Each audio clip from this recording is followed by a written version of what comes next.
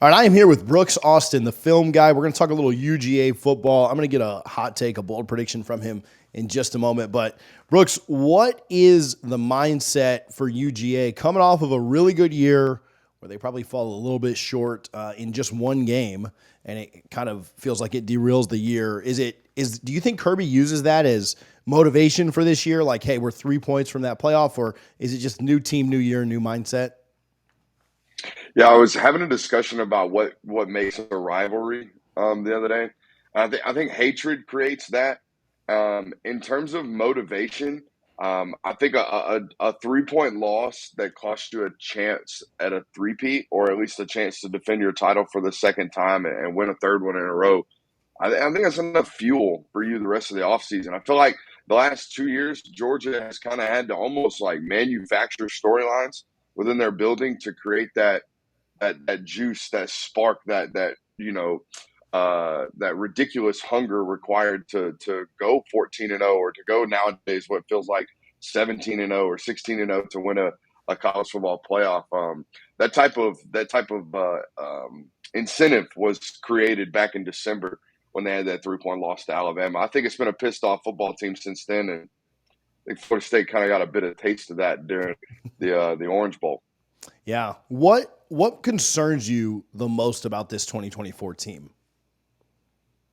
Yeah, I mean, you look across the roster and they don't have a lot of holes, right? I mean, you're kind of looking for an answer at corner, but it's not a matter of talent. I mean, how many teams in the country are like, hey, we got this Dalen Everett guy playing corner, and then we have to, guys, we have to decide between Julian Humphrey, Daniel Harris, and Elias Robinson.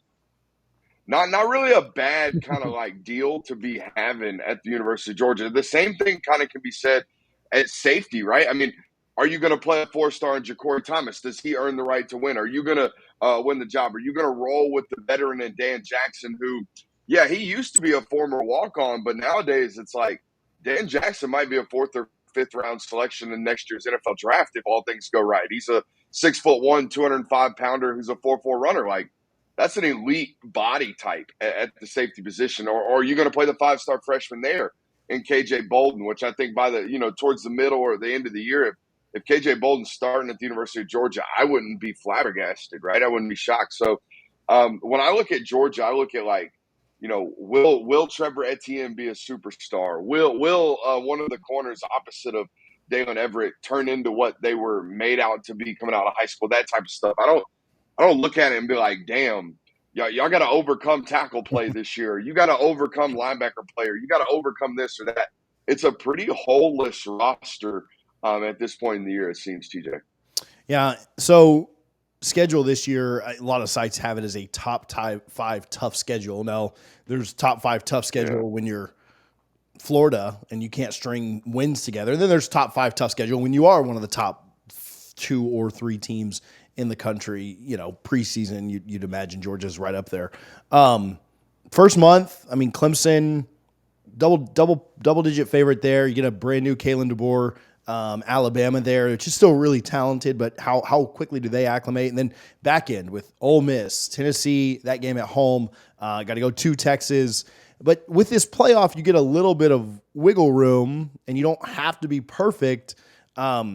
How well do you think they can navigate the schedule, which is the toughest Georgia schedule that I can remember in a while? It's the first time they've had 5 preseason top 25 ranked opponents on the schedule since, I think, 2007. I mean, it's been a long time since you played a schedule like this at the University of Georgia. And we'll talk about conference realignment, I'm sure, but I think that plays a major role in it, right? Removing divisions trades an opponent against South Carolina, or a game against South Carolina on the road, and now all of a sudden you're playing in Austin. It's a little bit different of a matchup there between those two football programs. No offense to the Gamecock fans listening for some reason, but no, I mean it is a very, very tough schedule, but it is, I would say, manageable for the reason you pointed out, right? 12-team college football playoff expansion, which means basically if you're the University of Georgia this year, you have to handle business in the games in which you're multi-touchdown favorites, which will be every but three. I think there'll be 10-point favorites, 10-plus point favorites in every game this year, except for Ole Miss, Texas, and Alabama. you have to go at least 1 out of 3 in those and then win the rest. And if you do that, you're a college football playoff team, probably in the 10 or 11 spot going this year. I think more than likely, they're 2-3 in those matchups. You know, the Ole Miss game late in the season, the Ole Miss game right now looks like a slobber knocker, but I don't know what a Lane Kiffin-led football team with 45 new bodies and 45 new faces, or however many the number is at this point, with all the new transfers. I wonder what those football teams look like when they've already got 2 losses towards the end of the year, right? You catch those teams in November, they're different than they are in September. In September, they have the whole world in front of them, right? No animosity, no negatives on the season yet. You catch them in November, they might be playing for a college football playoff on the line, right? They might already have 2 losses. Maybe they have 3. If that's the case in an Ole Miss roster, I don't necessarily believe they're going to give you like a full 4-quarter fight. So we'll see what it looks like towards the end of the year. But if that's an 11-1 Ole Miss team in Oxford, that's a very, very tough football game. One that might kind of have playoff, implications on the line for both teams. What, Carson Beck coming back this year at quarterback, I mean, probably your odds-on favorite when you think about how the Heisman Trophy just goes to the best player on the best team at this point. Yeah. Does he live up to it? Does he regress a little bit? What kind of year does he have? I mean, last year it was almost, it was 4,000 yards. It was 72.7 completion percentage, like 28 touchdowns to 6 interceptions. I mean, it was as clean of a first year starting as you possibly can have. I think the obvious signs for improvement for Carson are red zone efficiency.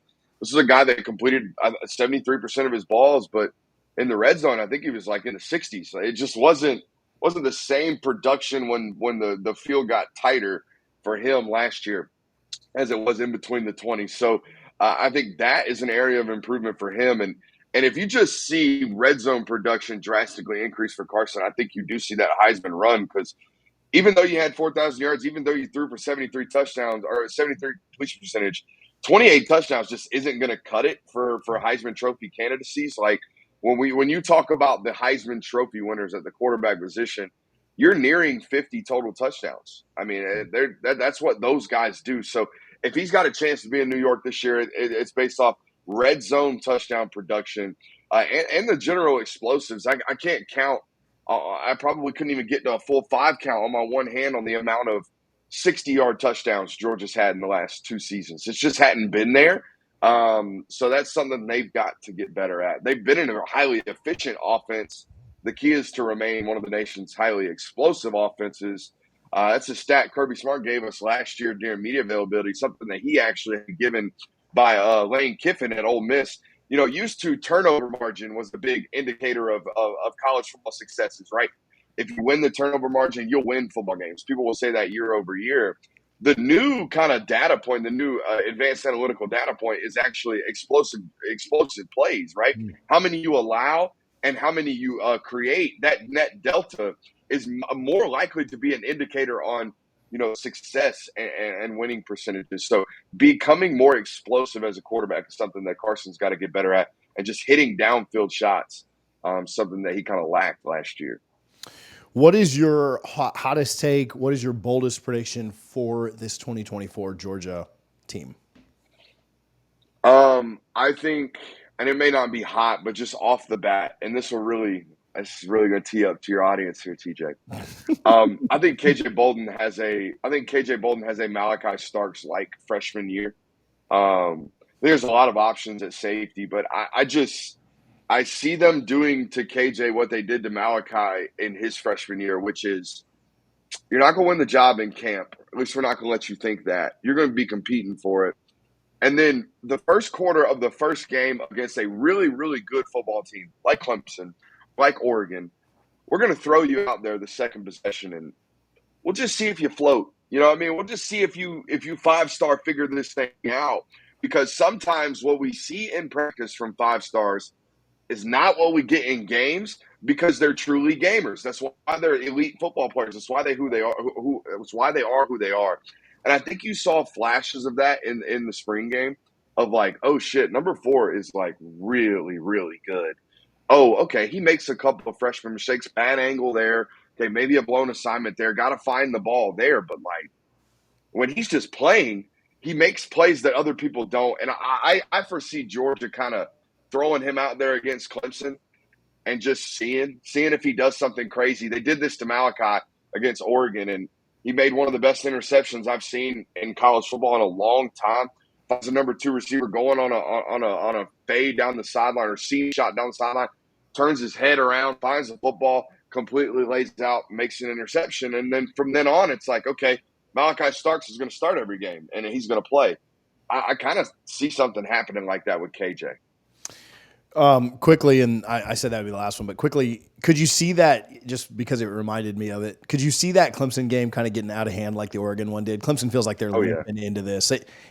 I think I like Georgia with the points. Clemson could certainly make it competitive, but I don't think it shocks anybody if it's 30 points in the third quarter.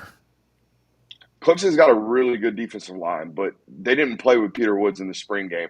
So a Peter Woods-less Clemson defensive line, you taking that or Georgia's defensive line, TJ? Oh, UGA's, I do believe. Okay.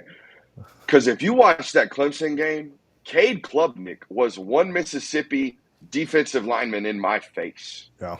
They were ravaging that Clemson offensive line for 4 quarters in that spring game. And everyone talks about NIL and everybody talks about transfer portal. That has very little to do with why Clemson is where they're at compared to where they were when they went to 4 straight national titles. And in my mind, it's all line of scrimmage. Yeah. They haven't put a first-round offensive lineman in the NFL draft in God knows how long. They don't have them. They do not have an elite offensive line. And if you're going to go try to play 4 quarters against any SEC defensive line, let alone Georgia's, and you don't have anybody to protect, Cade Klubnik's going to be running for his life. I think it's like a 34-10 football game, TJ, to be honest with you. I can see it getting away for sure. So where can people follow you? Where can they find your work? Yeah, you can follow me on Twitter at BrooksAustinBA. And if you're a person who likes YouTube content, we stream Monday, Tuesday, and Thursday night, except for, out here. Okay, I'm out here in LA for the Elite 11 right now, but we will be back on our regular scheduling program next week. Monday, Tuesday, Thursday, just search the Film Guy Network. TJ, appreciate you, brother. Yeah, you bet. We'll throw that in the description. I appreciate you for taking a few minutes and chatting today, bud. No doubt. All right, I appreciate Brooks for chatting with us just a little bit about this 2024 season, giving us his bold prediction for UGA. Something else that's pretty bold is these rumors of Kirby Smart to the NFL. They don't seem to slow down every single offseason. Brooks has a take there that you cannot miss. If you did, click the video on the screen right now to check it out.